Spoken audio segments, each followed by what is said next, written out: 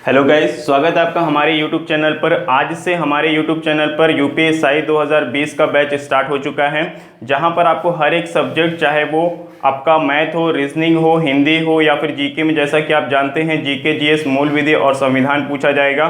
तो सभी सब्जेक्ट की लगातार वीडियोज़ आपको मिलती रहेंगी और अलग अलग टीचर्स के द्वारा आपको सारे सब्जेक्ट पढ़ाए जाएंगे। ठीक है, मैथ और रीजनिंग मैं आपको पढ़ाऊँगा, बाकी के जो सब्जेक्ट है उसके लिए अलग अलग टीचर आपको पढ़ाएंगे। तो डेली आपको लगातार वीडियोज़ मिलती रहेगी। तो अगर आप मेरे चैनल पर नए हैं तो चैनल को सब्सक्राइब कर ले, ताकि आपको हर एक वीडियोस की नोटिफिकेशंस मिलती रहे। ठीक है, तो आइए वीडियो स्टार्ट करते हैं। देखिए, हमारी जो पहली वीडियो है ये क्या है, रीजनिंग के लिए है। आज हम लोग यहाँ पर रीजनिंग की क्लास स्टार्ट करेंगे, जहाँ पर सबसे पहले मैं आप लोगों को सिलेबस के बारे में बताऊंगा कि आपके सिलेबस में कितने चैप्टर है रीजनिंग के। ठीक है, करीब 30 से 32 या 35 आप मान सकते हैं, वर्बल और नॉन वर्बल को मिला करके, कि 32 से 35 चैप्टर आपके एग्जाम्स में पूछे जाएंगे। ठीक है, जो पिछली बार आपका पेपर हुआ था यूपीएसआई का 2017 में, वहां पर जो 40 क्वेश्चन आपके रीजनिंग से पूछे गए थे, मैं उसकी भी आपको बात करूंगा यहाँ पे कि किस चैप्टर से कितने क्वेश्चन पूछे गए थे, कौन सा चैप्टर आपका बहुत ज्यादा इंपॉर्टेंट है। किसी किसी चैप्टर से तो 4-4, 5-5 क्वेश्चन पूछ लिए गए थे। ठीक है, तो मैं वो सारा कुछ लेकर के अभी रखा हूँ यहाँ पे, और आपको मैं बताऊंगा, दिखाऊंगा भी कि कहाँ से कितने क्वेश्चन आपके एग्जाम्स में आए थे। ठीक है, और कौन सा चैप्टर आपका इंपॉर्टेंट है, ज़्यादा इंपॉर्टेंट है, और कौन सा कम इंपॉर्टेंट है। ठीक है, तो आइए यहाँ पे हम लोग वीडियो स्टार्ट करते हैं, जहाँ पे मैं सबसे पहले आप लोगों को रीजनिंग के सिलेबस के बारे में बताता हूँ।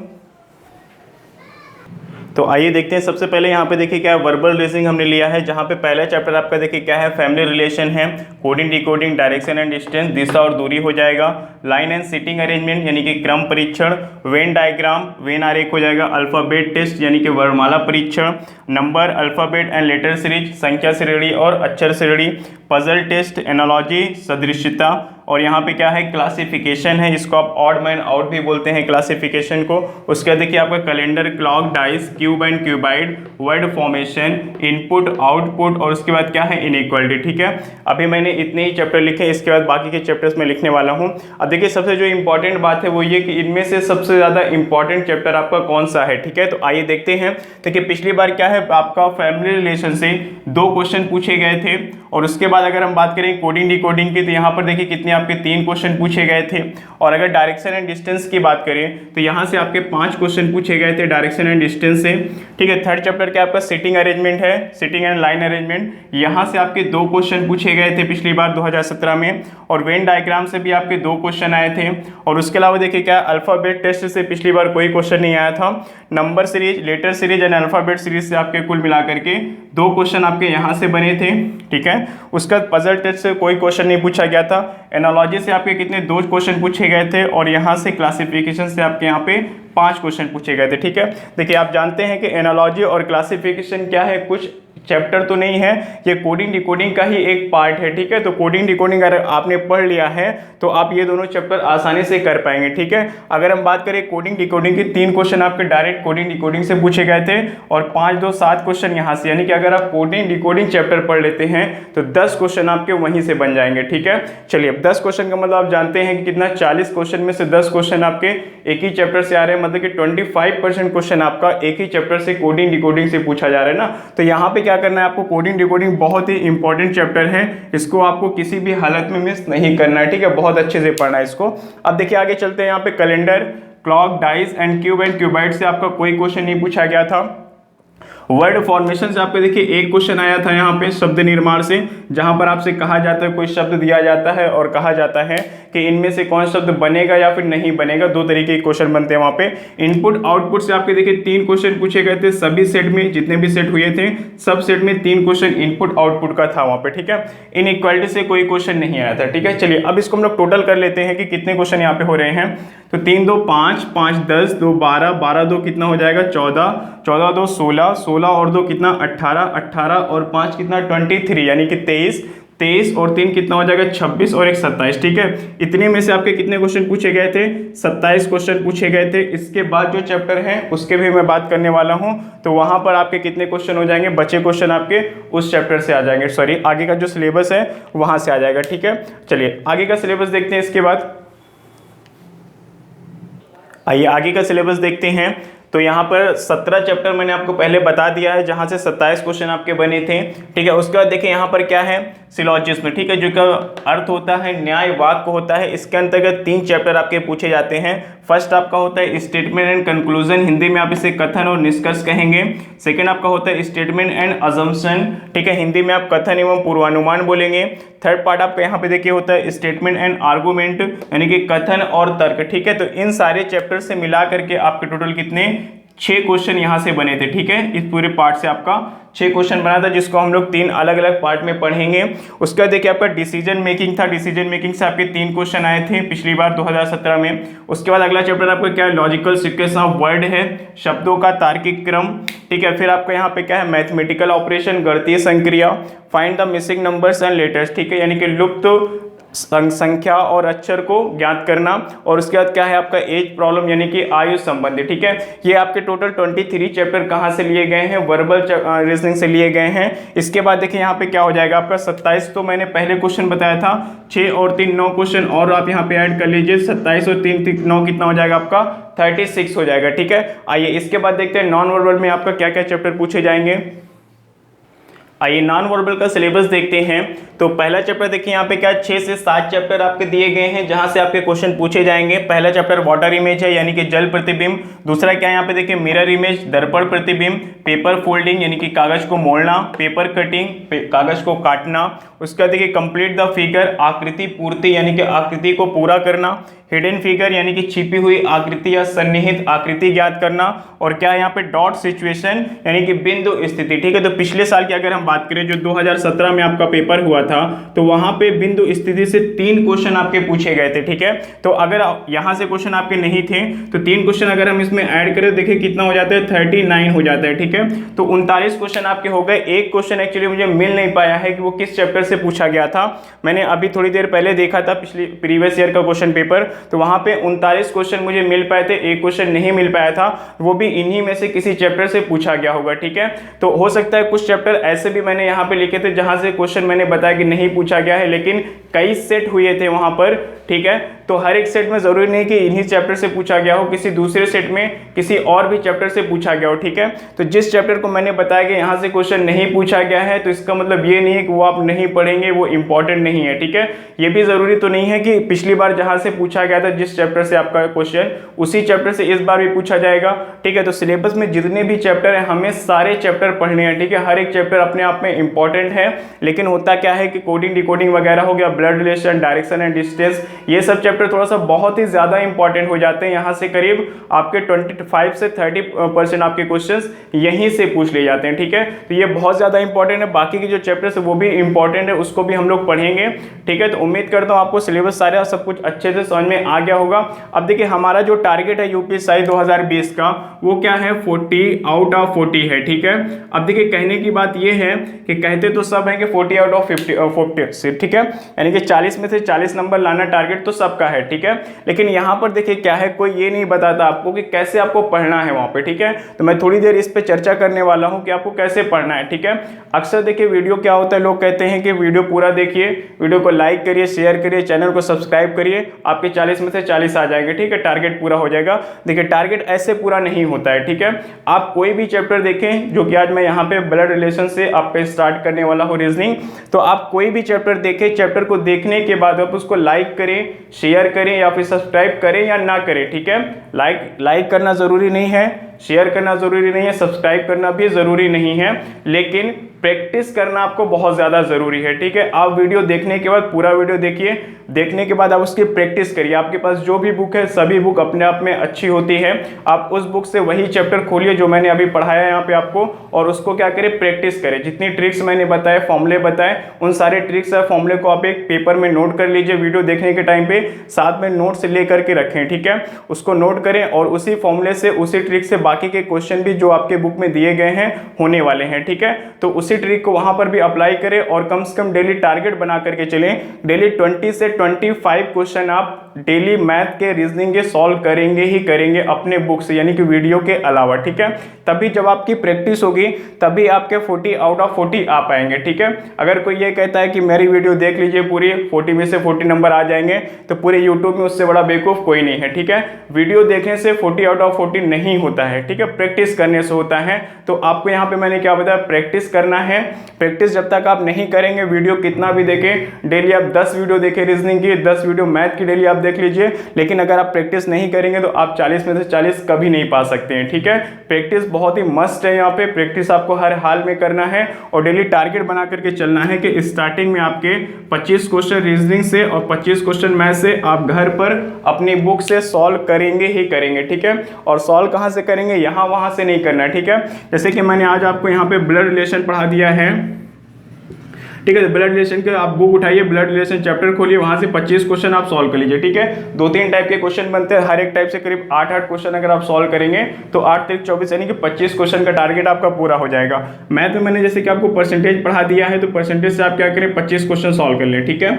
उसके बाद क्या करना है, दूसरे दिन आपको जो उसकी वीडियो पार्ट 2 आएगा उसी चैप्टर का, तो फिर से उसी चैप्टर से आप 25 क्वेश्चन सॉल्व कर लीजिए, ठीक है। फिर से 25 क्वेश्चन सॉल्व कर लीजिए। तो एक चैप्टर का कम से कम 50 से 60 क्वेश्चन अगर आप सॉल्व कर लेते हैं तो बहुत ही अच्छा आपका यहाँ पे एग्जाम में रिजल्ट आने वाला है, ठीक है। तो उम्मीद करता हूँ मेरी वीडियो आपको समझ में आ रही होगी, मेरी बातें आपको समझ में आ रही होगी, मैं क्या कहना चाहता हूँ। मैं सिर्फ और सिर्फ प्रैक्टिस पे जोर दे रहा हूँ और आपको प्रैक्टिस हर हाल में करना ही करना है, ठीक है। तो आइए अब हम लोग यहाँ पर वीडियो स्टार्ट करते हैं। रीजनिंग का पहला चैप्टर लेते हैं,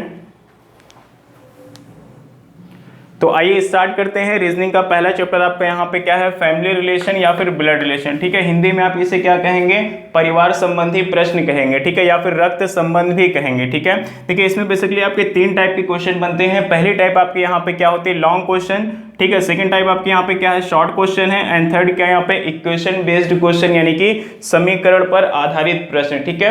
अब देखिए एक चीज मैं आपको और बताता चलूं कि अक्सर बच्चे क्या होता है कि कमेंट बॉक्स में बुक्स के बारे में पूछते रहते हैं कि कौन सी बुक्स अच्छी है, किसको लें, किसको खरीदें, किससे प्रैक्टिस करें, ये सारी चीजें वहां पे होती है। तो देखिए मैं आपको बता देता हूं, आपको पढ़ने के लिए सारी बुक क्या है, सभी बुक अपने आप में अच्छी होती हैं, ठीक है। आप कोई भी बुक ले सकते हैं यूपीएससी के लिए, ठीक है। लेकिन प्रैक्टिस के लिए कौन सी बुक लेनी है वो मैं आगे की वीडियोस में आपको बताऊंगा कि प्रैक्टिस के लिए सबसे अच्छी बुक कौन सी है, ठीक है। क्योंकि अक्सर क्या होता है, प्रैक्टिस के लिए जो बुक्स आती है मार्केट में वो बहुत तरीके की बुक आती हैं, लेकिन जो उसका सोल्यूशन देते हैं तो काफी सारी बुक्स में क्या होता है, उसका सोल्यूशन काफी गलत होता है, ठीक है। उसके आंसर कुछ और ही दे रहे होते हैं, तो अक्सर बच्चे इससे कंफ्यूज हो जाते हैं, ठीक है। तो सबसे बढ़िया बुक प्रैक्टिस के लिए जो भी होगी मैं मार्केट में आपको बताऊंगा देख करके कि कौन सी बुक आपको लेना है, वीडियो के माध्यम से आपको जानकारी मिल जाएगी। लेकिन पढ़ने के लिए लगभग सारी बुक्स सही हैं, आप कोई भी बुक ले सकते हैं, ठीक है। पढ़ना आपको यूट्यूब से है, ठीक है, प्रैक्टिस केवल वहां से करना है, बाकी आपको आंसर मैच कराना है, मैच करा लीजिएगा। उसके अलावा अगर आपको किसी क्वेश्चन में कोई डाउट होता है तो आप टेलीग्राम ग्रुप से मेरे जुड़ सकते हैं और वहां पे आप अपना डाउट क्लियर कर सकते हैं। कोई भी क्वेश्चन आपको पूछना है तो 24 घंटे के अंदर आपको सोल्यूशन मिल जाएगा उसका, ठीक है। तो आइए यहाँ पर देखिए क्या है, टेलीग्राम से जुड़ने के लिए एक चीज और है कि नीचे आपको डिस्क्रिप्शन बॉक्स में डिटेल दे दिया जाएगा। मैं यहाँ पे बता करके टाइम वेस्ट नहीं करूंगा, नीचे डिस्क्रिप्शन बॉक्स में आपका वहाँ पे डिटेल दे दी जाएगी कि कैसे आपको टेलीग्राम से जुड़ना है, लिंक क्या है मेरे टेलीग्राम ग्रुप का, ठीक है, वहां से आप जुड़ जाइएगा, ओके। अब देखिए हम लोग चैप्टर स्टार्ट करते हैं। तो चैप्टर स्टार्ट करेंगे हम लोग यहाँ पे ब्लड रिलेशन के फर्स्ट टाइप से, ठीक है। तो आइए देखते हैं पहली टाइप क्या है आपकी, आइए देखते हैं। टाइप नंबर 1 आपके क्या है, लॉन्ग क्वेश्चन है। लॉन्ग क्वेश्चन में आपका यहाँ पे फर्स्ट रूल देखिए क्या है कि परिवार संबंधी प्रश्नों में जो व्यक्तियों के बीच में संबंध होते हैं, जो रिलेशन होते हैं, वो या तो डिफरेंट जनरेशन के होते हैं, अलग अलग पीढ़ी के होते हैं, या तो फिर वो क्या होते हैं, समान पीढ़ी के होते हैं, एक ही जनरेशन के होते हैं। तो आइए देखते हैं यहाँ पर मैंने क्या बताया आप लोगों को कि संबंध या तो भिन्न पीढ़ी के होते हैं या तो फिर वो क्या होते हैं कि समान पीढ़ी के होते हैं, ठीक है। और इन्हीं संबंधों को हम लोग क्या करते हैं, एक चार्ट के द्वारा दिखाते हैं, ठीक है। अगर आप चार्ट बनाना सीख लेते हैं, अच्छे से समझ लेते हैं, तो किसी भी चैप्टर क्वेश्चन में आपको कोई प्रॉब्लम नहीं होगी, ठीक है। तो आइए देखते हैं चार्ट आपका यहाँ पर क्या बनेगा।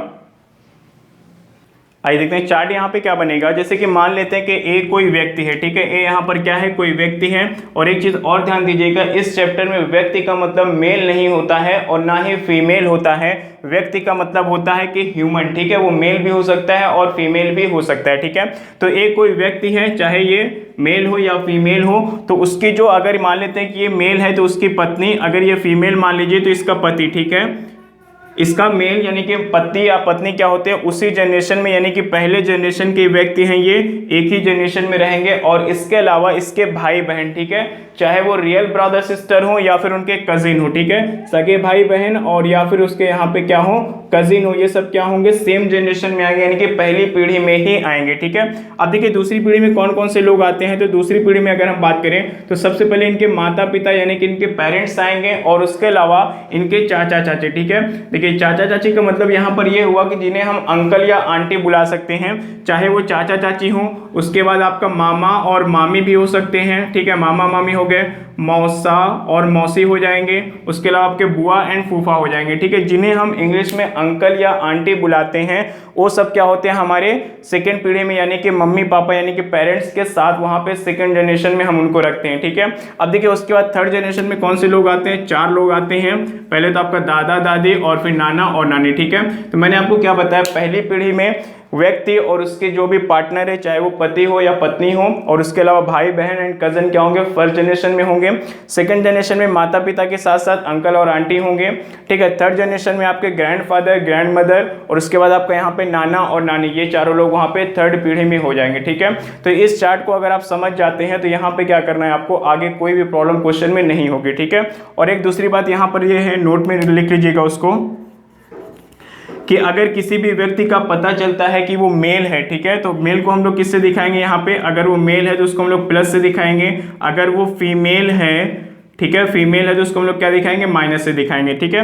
क्योंकि अक्सर जो क्वेश्चन होता है ABCD को लेकर के या फिर PQRS या फिर XYZ को लेकर के बताया जाता है, तो वहां पे कहा जाता है कि XY का पिता है ना, तो इससे पता नहीं चल पाता है कि X मेल या फीमेल है। लेकिन जब सेंटेंस आप पूरा पढ़ेंगे XY का पिता है, यानी X कौन है, पिता है, फादर है, फादर क्या होता है, मेल होता है, तो पता चलता है कि X कौन है, यहाँ पर पिता है, तो X को हम क्या करते हैं, प्लस से दिखाते हैं ताकि पता चले कि वो क्या है, मेल है। अगर क्वेश्चन में आपसे कहा गया कि रमेश रोहन का पिता है, तो रमेश क्या है, एक नाम है और नाम से पता चलता है कि रमेश कौन है, यहाँ पर आपका मेल है, पुरुष जाति का है, तो फिर वहां पर आपको प्लस या माइनस करने की जरूरत नहीं होती है, ठीक है। चलिए उम्मीद करता हूँ यहाँ तक चीजें आपको समझ में आ गई होगी। मैंने 2 चीजें बताई हैं, चार्ट आपको समझाया और यहाँ पर नोट मैंने बताया कि मेल के लिए प्लस आप लिखेंगे और फीमेल के लिए आपको लिखना है माइनस, ठीक है। अब देखिए इसके बाद हम लोग कुछ रिलेशन देखते हैं छोटे छोटे, उसके बाद फिर हम लोग यहाँ पर क्वेश्चन करने वाले हैं।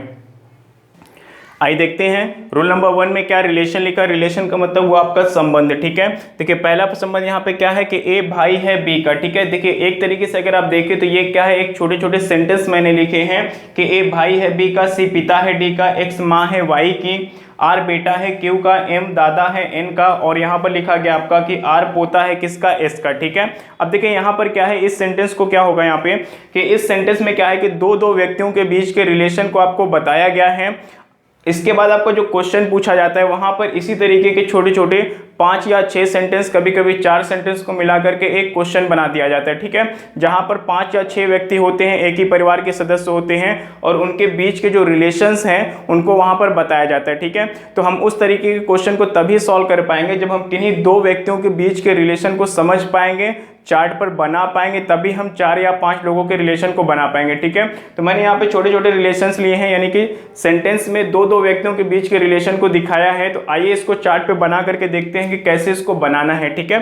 तो अगर हम पहले क्वेश्चन की बात करें, यहाँ पर ए भाई है बी का, ठीक है। मैंने बताया था कि भाई बहन हमेशा क्या होते हैं, एक ही जनरेशन के व्यक्ति हैं। तो यहाँ पर क्या होगा, एक ही लाइन में होंगे, ए यहाँ पर हो जाएगा और आपका बी हो जाएगा यहाँ पर। अब देखिए कहा गया है कि ए कौन है, भाई, भाई का मतलब क्या, वो मेल है, तो ए को आप क्या करेंगे, प्लस कर देंगे।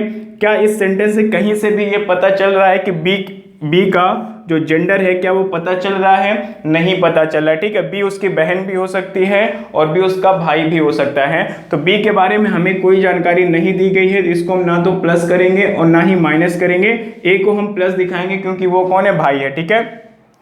चलिए अगर हम दूसरे पॉइंट की बात करें तो सी पिता है डी का। अब देखिए पिता आ गया है, तो पिता क्या होते हैं, हमसे रिश्ते में बड़े होते हैं, हमसे ऊपर होते हैं, ठीक है।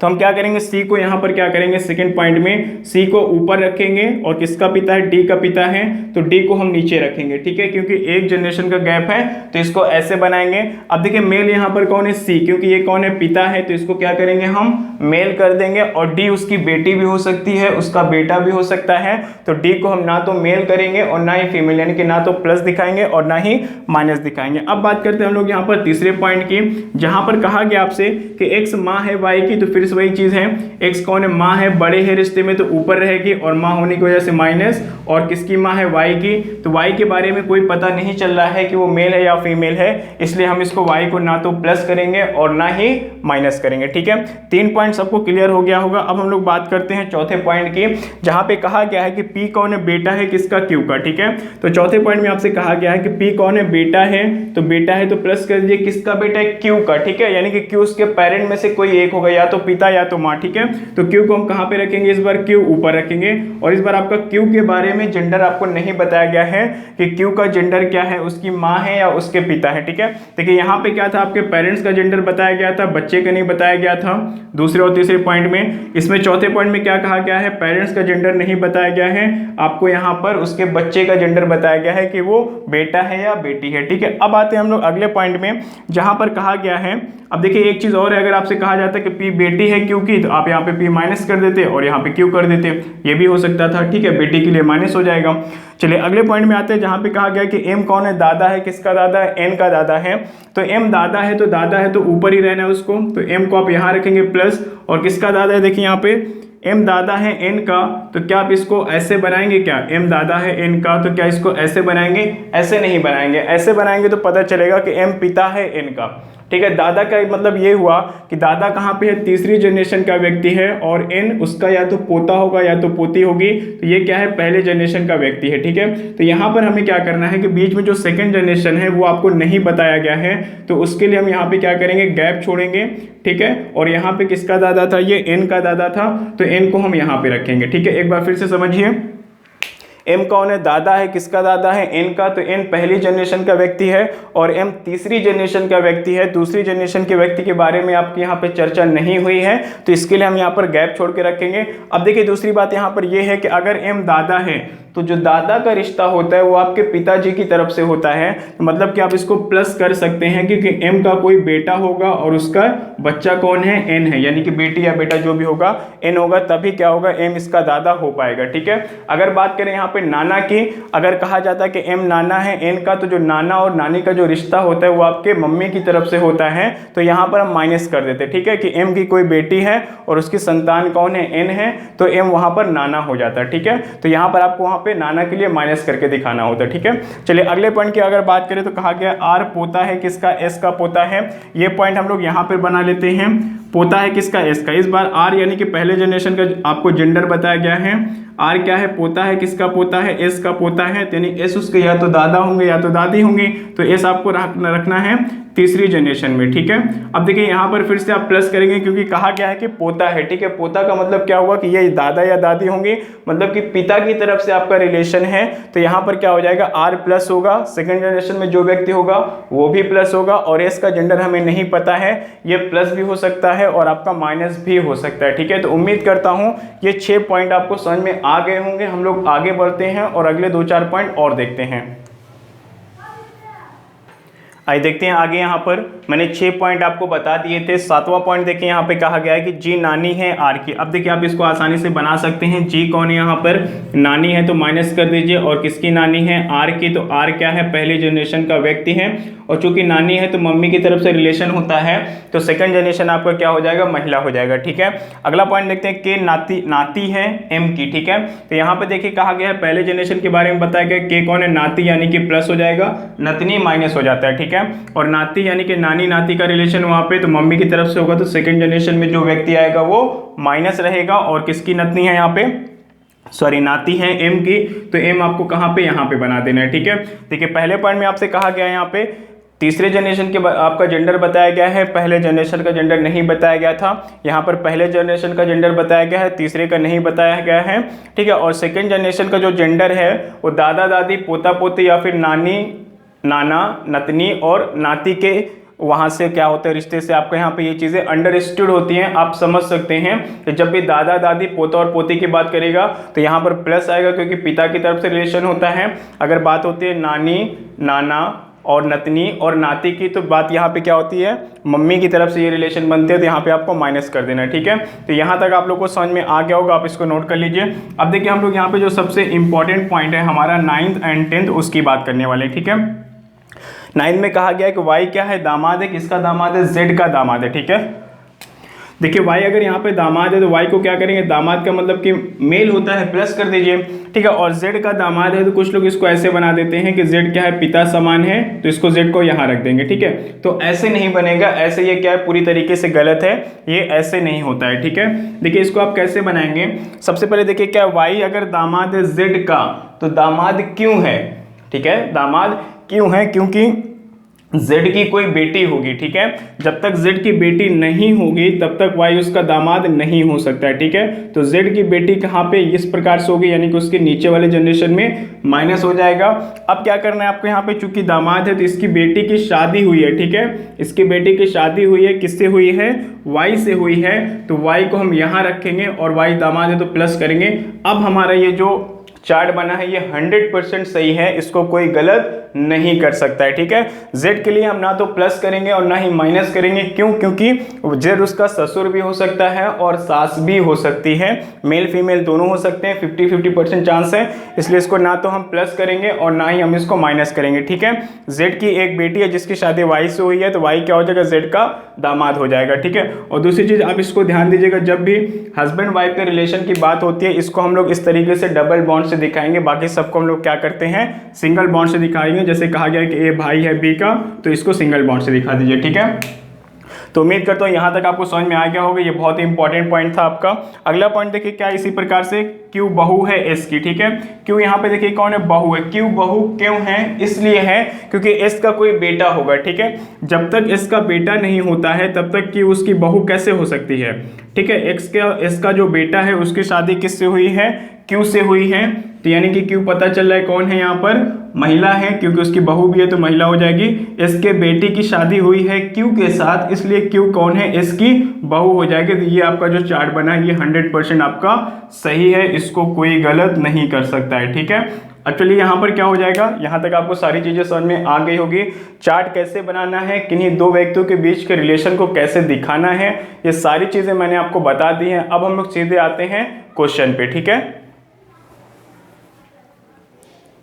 चलिए आइए पहला क्वेश्चन लेते हैं, जहां पर आपसे कहा गया है, देखिए कि ए बी की बहन है, बी की शादी डी से हुई है और बी और डी की बेटी जी है, तो जी का ए से क्या रिश्ता है। मैंने आपको पहले ही बताया था कि इस प्रकार के छोटे छोटे 2-3 सेंटेंस को मिला करके आपका एक क्वेश्चन बना दिया जाता है। ठीक है, यहाँ पर 3 सेंटेंस लिए गए हैं, पहला है ए बी की बहन है, दूसरा है बी की शादी डी से हुई है, ठीक है, और तीसरा कहा गया बी और डी की बेटी कौन है, जी है। ठीक है, चलिए इसको हम लोग चार्ट पे बनाएंगे। तो कहा गया है कि ए बी की बहन है, तो ए को कौन करना है, यहाँ पे ए कौन है, बहन है, किसकी बहन है, बी की बहन है। अब देखिए क्या कहा गया, बी की शादी हो गई है। ठीक है, शादी हुई है, किससे शादी हुई है, डी से शादी हुई है, तो डी आपका यहाँ पर आ जाएगा, ये दोनों आपस में हस्बैंड एंड वाइफ हो जाएंगे।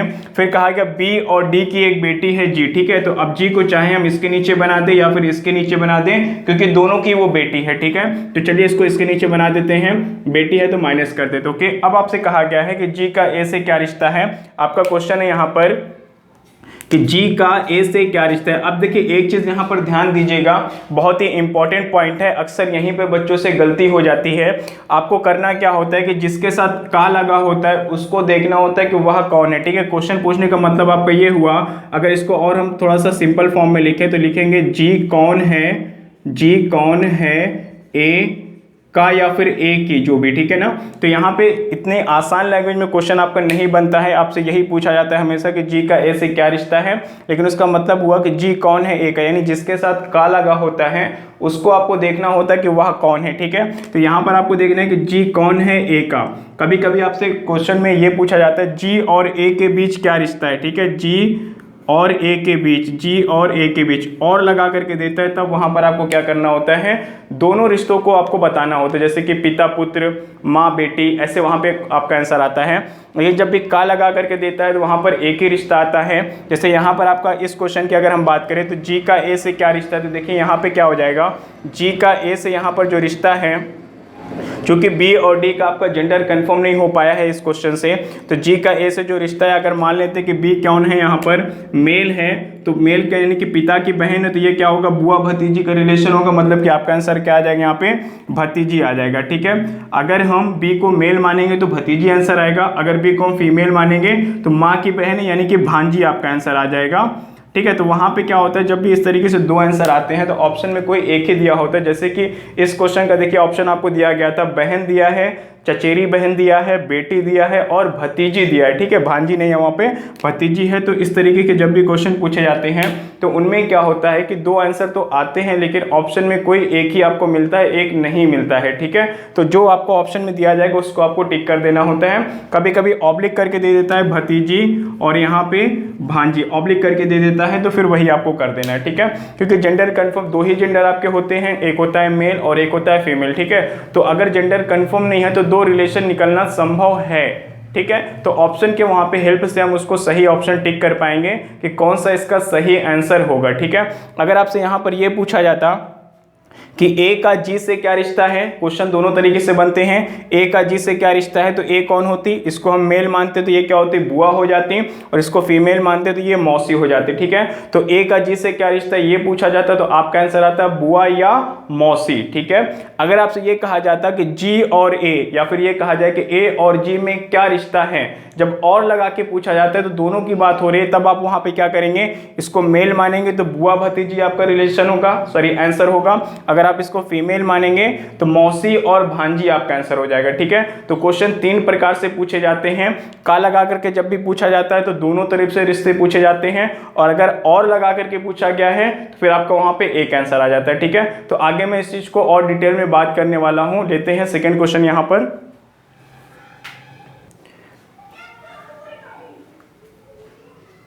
तो आइए सेकंड क्वेश्चन लेते हैं, जहां पर आपसे कहा गया देखिए कि एक्स वाई ए की संतान है, ए एक्स का पिता है परंतु वाई उसका पुत्र नहीं है। तो तीन क्वेश्चन बनेंगे यहाँ पर, वाई का ए से क्या रिश्ता है, ए का वाई से क्या रिश्ता है, और ए और वाई में क्या रिश्ता है, आपको ये देखना है। ठीक है, तो चलिए सबसे पहले हम लोग चार्ट बनाएंगे। एक्स और वाई ए की संतान है। ठीक है, ए की संतान यानी कि ए के बच्चे होंगे तो उनको हम क्या करते हैं, उनके नीचे बना लेंगे।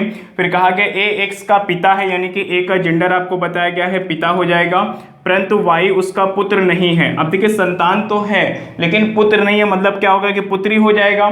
ठीक है, क्योंकि पुत्र और पुत्री के अलावा कुछ और तो होता नहीं है। ठीक है, उसका पुत्र नहीं है तो क्या करना है, वाई का ए से क्या रिश्ता है। अब देखिए यहाँ पर ये मतलब निकल के आया कि ए एक व्यक्ति है, उसकी एक बेटी वाई है और एक्स उसकी एक संतान है, इसका जेंडर कंफर्म नहीं किया गया है। ये उसका बेटा भी हो सकता है, बेटी भी हो सकती है, लेकिन यहाँ पे देखिए क्या एक्स के बारे में नहीं पूछा गया, ए और वाई के बारे में आपसे पूछा गया है। ठीक है, तो आइए देखते हैं। पहला क्वेश्चन आपसे कहा गया है कि वाई का ए से क्या रिश्ता है, तो मैंने बताया कि जिसके साथ का लगा होता है आपको उसको देखना होता है कि वह कौन है। ठीक है, तो वाई कौन है, ए की बेटी है, तो पहले क्वेश्चन का आंसर आपको यहाँ पे देखिए क्या आ जाएगा, बेटी आ जाएगा।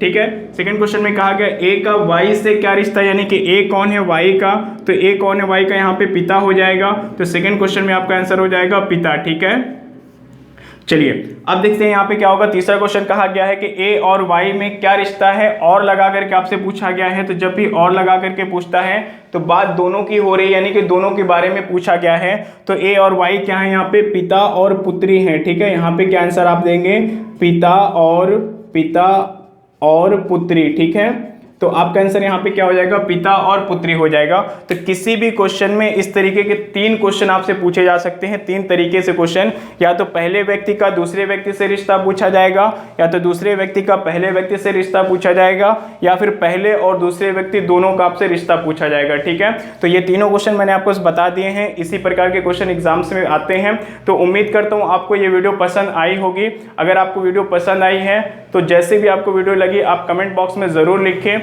वीडियो देखने के लिए आपका धन्यवाद। मिलते हैं हम लोग नेक्स्ट वीडियो में, जहां पर देखें यहाँ पर सिर्फ 2 ही क्वेश्चन हो पाए हैं क्योंकि वीडियो बहुत लंबी हो रही है। हम लोग मिलते हैं अगली वीडियो में, जहां पर इसी टाइप के और भी क्वेश्चंस करने वाले हैं। वीडियो देखने के लिए धन्यवाद।